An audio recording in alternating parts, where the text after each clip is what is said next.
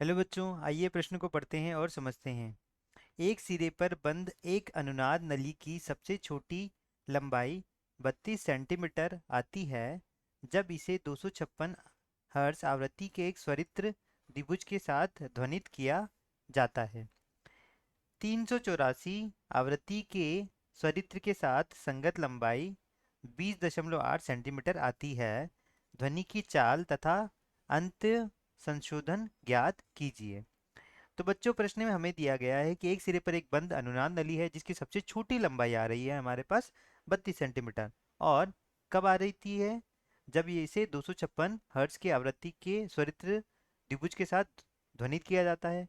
साथ ही 384 हर्ट्ज की आवृत्ति के संगत इसकी लंबाई 20.8 सेंटीमीटर आती है। तो हमें ध्वनि की चाल और अंतर संशोधन ज्ञात करना है। तो बच्चों, प्रश्न को हल करने से पहले हम प्रश्न की मुख्य अवधारणा के बारे में जान लेते हैं। इस प्रश्न के लिए जो बच्चों हमारी मुख्य अवधारणा होगी कि यदि यह हमारी एक सिरे पर एक बंद नली है, तो यहाँ से इसके सिरों पर कणों का आयाम क्या होगा? वह अधिकतम होगा। और जहाँ आयाम अधिकतम होता है वहाँ प्रस्पंद बनता है, परंतु वास्तविकता में प्रस्पंद इसके सिरों पर नहीं बन के कुछ दूरी पर बनता है। तो यह जो दूरी होती है हमारी, यह कहलाती है अंत्य संशोधन कहलाती है, जिसे हम लिखते हैं ई से।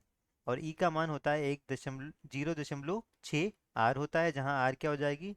पाइप की त्रिज्या हो जाती है। हम ई से इसको दर्शाते हैं, ई का मान हमें ज्ञात करना है यहाँ पर। तो इसके लिए जो हमारी मूल आवृत्ति होती है बंद पाइप के लिए, जो मूल आवृत्ति होती है बच्चों, बंद पाइप के लिए जो मूल आवृत्ति होती है, मूल आवृत्ति होती है, उसका मान कितना आएगा बच्चों?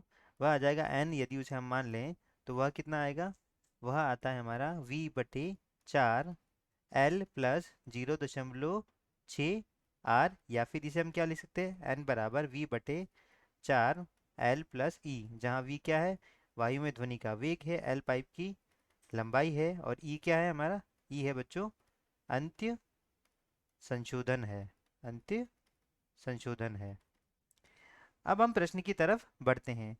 तो सबसे छोटी लंबाई मतलब हमें यह लंबाई हमें दे रखी है और ई का मान हमें नहीं दिया है 256 आवृत्ति पर। और दूसरे भाग में देखें तो 20.8 सेंटीमीटर दे रखी है 384 आवृत्ति पे। तो अभी हम प्रश्न की तरफ बढ़ते हैं। पहले भाग में मान लेते हैं यह जो पाइप है उसमें कुछ मान होगा हमारा। वह क्या होगा?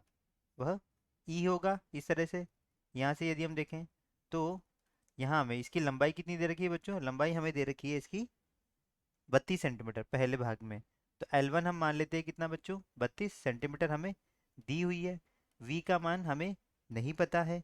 आवृत्ति, मूल आवृत्ति क्या होगी बच्चों? इसकी मूल आवृत्ति होगी इसकी बच्चों, उसका फॉर्मूला होगा V। उसे यदि हम N1 मान ले तो V/4 L, L1 प्लस ई हो जाएगा। तो यहाँ से इसका मान कितना दिया गया है? इसका मान दिया गया है बच्चों हमें 256 बराबर V/4। और इसका मान L1 का मान 32 सेंटीमीटर है। इसे यदि हम मीटर में परिवर्तित करें तो कितना आ जाएगा? 0.32 प्लस ई आ गया। यह हमारी समीकरण संख्या 1 हो गई।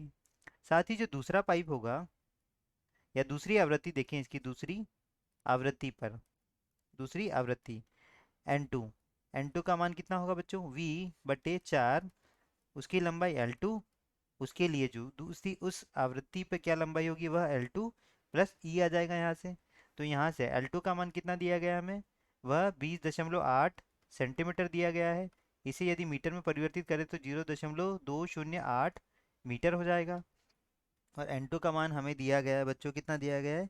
384 हर्ट्स हमें दिया गया है। तो 384 बराबर हो जाएगा बटे V/, कितना हो जाएगा? 4। L2 का मान 0.208 प्लस ई हो जाएगा। यह समीकरण संख्या 2 है। अब समीकरण 1 और समीकरण 2 में भाग देने पर क्या आ जाएगा बच्चों? समीकरण 1 को समीकरण 1, इसमें हम भाग देंगे समीकरण संख्या 2 का। तो क्या आएगा बच्चों? वह आएगा 256/384 बराबर, यह आ जाएगा V/, 4 गुणा 0.32 प्लस ई बटे वी बटे कितना आ जाएगा बच्चों, 4 गुणा 0.208 प्लस ई आ जाएगा। यहाँ से 4 कट जाएगा और वी से वी कट जाएगा, तो हमारा यह बचेगा 256/384 बराबर 0.208 प्लस ई बटे 0.32 प्लस ई। तो यहाँ से इसको यदि हम हल करें तो हमारे पास ई का मान आएगा बच्चों, ई का मान आ जाएगा हमारा 1.6, और चूंकि यह मीटर में तो यह क्या आ गया, मीटर आ गया। अब हमारा यह तो क्या आ चुका है बच्चों, अंत्य संशोधन का मान तो हम ज्ञात कर चुके हैं। यहाँ से यह एक मान तो हम ज्ञात कर चुके हैं। अब हमें इसका वेग ज्ञात करना है, ध्वनि की चाल। तो ई का मान समीकरण 1 में रखने पर, समीकरण 1 में रखने पर,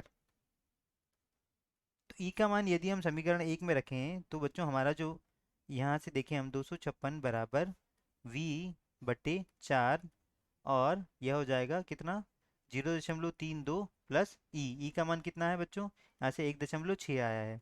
तो यहाँ से इधर ई से हम हल करें तो v का मान जो चाल आएगी, चाल का मान आ जाएगा 344 मीटर प्रति सेकंड। यह क्या आ गई, हमारी ध्वनि की चाल आ गई। तो यह हमारे दोनों उत्तर हो गए जो हमसे पूछे गए थे। आशा करता हूँ आपको समझ आया होगा। धन्यवाद।